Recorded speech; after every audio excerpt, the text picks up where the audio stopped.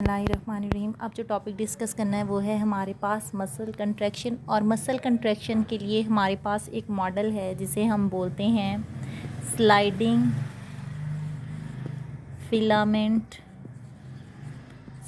Filament model. और ये model हमें दिया था एच हग्सले ने और एफ हग्सले ने 1954 में 1954 में हमें इन्होंने मॉडल दिया था। उन्होंने हमें बताया था कि जो मसल्स होते हैं वो कैसे कंट्रैक्ट और रिलैक्स करते हैं। अच्छा, जो मसल्स की कंट्रैक्शन और रिलैक्सेशन है तो हमने लास्ट लेक्चर में पढ़ा था कि मसल्स जो होते हैं वो हमारे पास कंसिस्ट होते हैं थिन और थिक फिलामेंट्स पे। हम ये बना के देख लेते हैं। ये देखें ज़रा, ऐसे आप ड्रॉ कर सकते हैं इसे।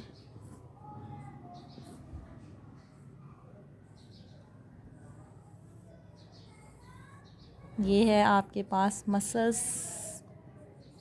अच्छा जी, जो मसल्स है ना वो आपके पास है थिन फिलामेंट्स पे और थिक फिलामेंट्स पे। थिक फिलामेंट्स ये आते हैं कि जब आपके पास है एक्टिन एंड मायोसिन दोनों प्रोटीन्स, सही है। और थिन फिलामेंट्स आपके पास ये वाले आएंगे, ये वाले जो हैं ये दरमियान में थिन नज़र आ रहे हैं। और थिक ये होंगे कि जहाँ पे आप पे ये भी हैं थिक फिलामेंट्स हैं, इनको हम कहेंगे ये आपके पास है थिक फिलामेंट्स। ये वाला जो पोर्शन कवर कर रहा है ये आपके पास है थिक फिलामेंट्स, सही है। ये देखें, ये जो आपके पास ये बूटे से फाइबर्स आएंगे ये दरमियान में, इनमें आपके पास थिन और थिक दोनों वाले पोर्शन आ जाते हैं एक्टिन और मायोसिन फिलामेंट्स। और इनकी ये जो बाई सेक्शंस है आप दरमियान में कटिंग करते हैं तो ए बैंड की, उससे हम कहते हैं ये हमारे पास है एच जोन। और ये जो है आपके पास ये हमारे पास है थिन वाला पोर्शन, इसे हम कहते हैं आई बैंड। और इनकी जो दरमियान में बाई सेक्शन होगी उसे आप कहते हैं जी लाइन। और यहाँ पे भी फिर इन दोनों के दरमियान जो है हमारे पास क्या होगा, जी लाइन होगी, सही है। अब स्लाइडिंग फिलामेंट मॉडल में उन्होंने बताया था कि जब ये रिलैक्सिंग कंडीशंस में होता है तो ये आपको इस तरह का स्ट्रक्चर नज़र आएगा। लेकिन जैसे ही जो है मसल्स ने कंट्रैक्ट करना होता है तो क्या होता है कि ये जो है I bands come close to each other. I bands एक दूसरे के क्या होता है, आई बैंड्स क्लोज होते हैं, सही है। जी लाइन भी क्लोज होती हैं, साथ एच लाइंस जो होती हैं वो क्या करती हैं, वो डिसअपीयर्स हो जाती हैं। ये ऐसे ही है सेम जैसे आप इन चीज़ों को पकड़ के ऐसे कंप्रेस करते हैं। जब आप कंप्रेस करते हैं तो ये जो जी लाइंस हैं इन दोनों के दरमियान क्या हो जाएगा, एक दूसरे के क्लोज़ हो जाएंगी। जब ये दोनों एक दूसरे के इस तरह से क्लोज़ होंगी ना, दोनों कंप्रेस करते हुए इस तरह से क्लोज़ होंगी, तो जो दरमियान में एच जोन है ये यहाँ से हमारे पास डिसअपीयर हो जाएगी। और इस कंडीशन में मसल क्या करता है, कंट्रैक्ट करता है। और इसको हमने कहा था स्लाइडिंग फिलामेंट मॉडल्स। मींस के एक्टिन और जो मायोसिन है वो एक दूसरे के ऊपर स्लाइड पास करेंगे। स्लाइड पास ये होता है कि आप किसी चीज़ को ऐसे एक दूसरे के ऊपर से इस तरह से हमने ऊपर से गुजारना है। या आप ये कंडीशन कर लें कि आपके पास कोई, आप दो जो है वो पैमाने ले लें, उनको एक दूसरे के ऊपर ऐसे स्लाइड पास्ट करें तो वो क्या होगा कि जैसे ही वो आगे पीछे होंगे तो क्या है, यहाँ उनके दरमियान फासला जो है वो कम हो जाएगा जब कंट्रैक्ट करेंगे। और जब रिलैक्स करेंगे तो उनके दरमियान फासला क्या है, वो बढ़ जाएगा। तो ये था हमारे पास स्लाइडिंग फिलामेंट मॉडल। और ये हमें दिया था एच हग्सले ने और एफ हग्सले ने। अब स्लाइडिंग फिलामेंट मॉडल में मसल्स की जो कंट्रैक्शन होती है उसको हम कंट्रोल कैसे करते हैं वो भी मैं आपको बता देती हूँ। Control of muscle contractions, muscles को जो कंट्रैक्ट होता है उसे आप कैसे कंट्रोल कर सकते हैं। तो मसल्स की कंट्रैक्शन का फिनोमिना जो ऐसे है कि आपके पास फॉर एग्ज़ाम्पल ये एक मसल है, ये फ़र्ज़ कर लें आपके पास ये मसल फाइबर है। और मसल्स फाइबर्स ने तभी कंट्रैक्ट करना है जब न्यूरॉन्स या मोटर न्यूरॉन्स का पैगाम इस पर आएगा। किस न्यूरॉन का, मोटर न्यूरॉन्स का पैगाम आएगा, क्योंकि रिस्पॉन्सेज जो होते हैं वो हमारे पास आते हैं मोटर न्यूरॉन से। मोटर न्यूरॉन से पैगाम मैसेज आएगा in the form of action potential, वो यहाँ आएगा मसल्स पे। तो मसल्स और ये जो है हमारे पास ये न्यूरॉन है और ये मसल्स हैं, इन दोनों के दरमियान यहाँ पे एक जंक्शन सा बन जाता है। जैसे आप साइनेप्टिक क्लेफ्ट आपने पढ़ा था कि न्यूरॉन्स और मसल्स इन दोनों के दरमियान एक हमारे पास स्ट्रक्चर बन जाता है या एक जंक्शन बन जाता है, जिसे आप बोलते हो न्यूरो मस्कुलर जंक्शन।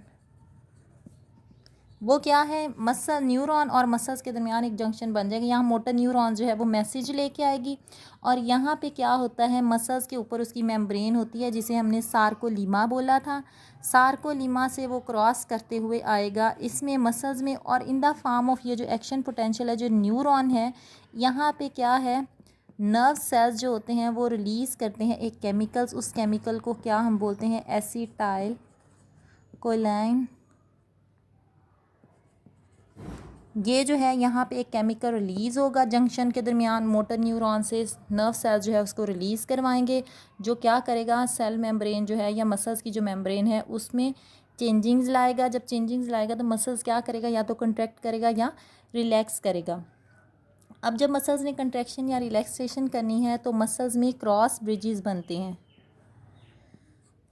वो क्रॉस ब्रिजेस हमारे पास क्या हैं कि हमने देखा था कि हमारे पास थी एक्टिन थिन फिलामेंट्स, ये है आपके पास एक्टिन, और हमारे पास थी मायोसिन फिलामेंट्स। मायोसिन प्रोटीन को हमने कहा था कि इसके हमारे पास हेड है और टेल है। अब जब मसल्स ने रिलैक्स या कंट्रैक्ट करना होता है तो एक्टिन ने क्या करना होता है, यहाँ पे जाके एक्टिन के साथ अटैच होना होता है। जब यह एक्टिन के साथ जब यहाँ पे जाके अटैच होती है तो ये क्या बनाता है, क्रॉस ब्रिज बनाता है। लेकिन क्या होता है कि जब कंट्रैक्ट करना है ना तो ये मायोसिन इसके साथ एक्टिन के साथ जाके अटैच करेगी। लेकिन क्या होता है कि जब मसल्स रिलैक्सेशन स्टेट में होते हैं तो एक्टिन के ऊपर प्रोटीन होती है जिसे आप कहते हो ट्रोपोमायोसिन।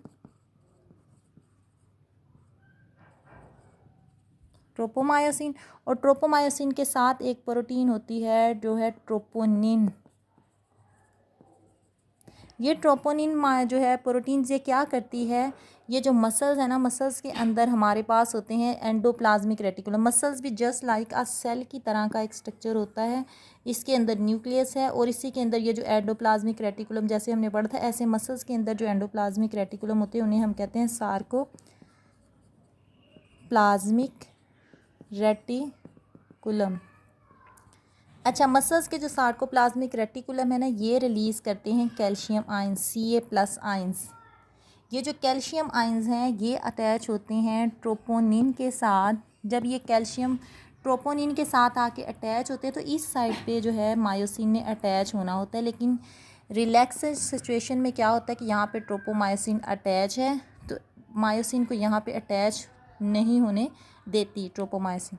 तो यहाँ से जब ट्रोपोमायोसिन रिमूव करेगी तो ही यहाँ पे जाके जो है क्रॉस ब्रिज बनेगा, तो ही यहाँ पे मायोसिन अटैच होगी, और जब अटैच होगी तो ही मसल्स कंट्रैक्ट करेगा। तो क्या होता है, ट्रोपोनिन के साथ कैल्शियम आके इस ट्रोपोमायोसिन को यहाँ से हटाएगा। जब यहाँ से ट्रोपोमायोसिन को हटाएगा तो यहाँ पे ये चीज़ जो है वो एक्सपोज हो जाएगी, तब जाके यहाँ पे क्या है, मायोसिन अटैच होगी और यहाँ पे क्या बनता है, क्रॉस ब्रिज बनता है। जब ये क्रॉस ब्रिज बनता है तो मसल जो है वो कंट्रैक्ट और रिलैक्स करती है, क्योंकि फिर ये हमारे पास जो क्रॉस ब्रिज है ये तो मायोसिन है ना, तो एक्टिन और मायोसिन पर जब ब्रिज बनेगा तो ही यहाँ से फिर क्या है कि मसल्स कंट्रैक्ट करेगा। अब ये जो फिनोमिना है, इस फिनोमिना को फिर दोबारा रिलैक्सिंग सिचुएशन में लाने के लिए इस क्रॉस ब्रिज को तब ये जब मसल कंट्रैक्ट करेगा तब करेगा जब यहाँ पे क्रॉस ब्रिज बन जाता है, और जब ये क्रॉस ब्रिज यहाँ से ख़त्म होगा तो फिर ट्रोपोमायोसिन अटैच हो जाएगा और मसल्स क्या होगा, अपनी रिलैक्स कंडीशन में आ जाएगा। अब यहाँ से इस क्रॉस ब्रिज को हटाने के लिए क्या होता है, हमें एनर्जी की ज़रूरत होती है, और वो एनर्जी होती है हमारे पास ATP। और ये ATP हम कहाँ से लेते हैं, मसल्स की जो माइटोकॉन्ड्रिया है वो ये ATP रिलीज़ करवाती हैं। मसल्स के माइटोकॉन्ड्रिया ATP रिलीज़ करवाएंगे। ये ATP क्या करेगा, यहाँ से आके इस ब्रिज को, एक्टिन और मायोसिन को तोड़ेगा और जो है रिलैक्स मसल्स को कंट्रैक्ट होने में और रिलैक्स होने में हेल्प करेगा। और at the stage of death, जब डेथ हो जाती है तो क्या होता है कि जैसे मसल्स रिलैक्स है या कंट्रैक्ट है तो वो उसी सिचुएशंस में रहते हैं। At the time of death, जब डेथ होती है तो क्या होता है कि ATP जो है माइटोकॉन्ड्रिया से रिलीज़ नहीं होते, जिसकी वजह से ये ब्रिज जो है वो साथ बना रहता है, क्रॉस ब्रिजेस। और मसल्स कंट्रैक्ट या रिलैक्स नहीं कर पाते और बॉडी में फिर क्या होता है, बॉडी स्टिफ हो जाती है या सख्त हो जाती है। और इस कंडीशंस को हम क्या बोलते हैं, इस कंडीशन को हम बोलते हैं रिगर मॉर्टिस। रिगर मॉर्टिस, सही है। At the time of death ATP क्या करते हैं, रिलीज़ नहीं हो पाते। तो फिर मसल्स अगर रिलैक्स है तो वो रिलैक्स रहेगा, अगर कंट्रैक्ट स्टेज में है तो कंट्रैक्ट रहेगा। इसीलिए हम कहते हैं कि जब डेथ हो जाती है तो आप जो डेड बॉडी है आप उसके मसल्स को या बाजुओं को, लेग्स को मूव करवाने की कोशिश करो तो वो मूव नहीं कर पाते, सही है। मसल्स का अकड़ जाना, बॉडी का अकड़ जाना, इसे हम कहेंगे ये हमारे पास है रिगर मॉर्टिस। और ये सारा फिनोमिना आपके पास क्या था, हमारे पास था contraction of, control of muscle contraction.